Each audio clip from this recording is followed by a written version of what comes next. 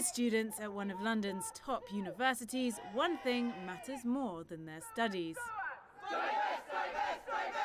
This protest is part of a broader effort that began in the United States and has spread to Europe. Students calling for their universities to get rid of their assets in fossil fuel companies. And in some cases, campaigns like this have paid off. Glasgow University in Scotland and Stanford in the US are among those who've already divested. And it's not just universities. The British Medical Association, which is the union that represents every doctor in this country, decided to divest. The Quakers of Britain decided to divest. If you care about climate change, you shouldn't be funding it. If it's wrong to wreck the planet, it's wrong to profit from that wreckage.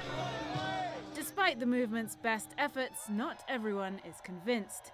For Paul Eakins, Deputy Director of the UK Energy Research Centre, divestment is just one way of tackling this growing crisis.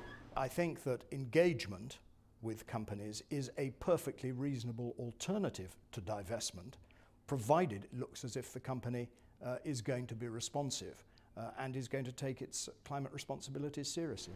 He's the co-author of new research that shows around 2/3 of oil, gas and coal should not be used in order to fend off climate change.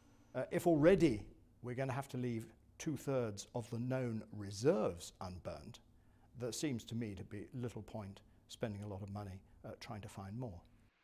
But in a world powered by fossil fuels, that's no small task. This university has around $2.25 million invested in fossil fuel companies. Even if it does decide to divest this week, it would barely scratch the surface of a $4.5 trillion industry. Claire Sebastian, CNN, London.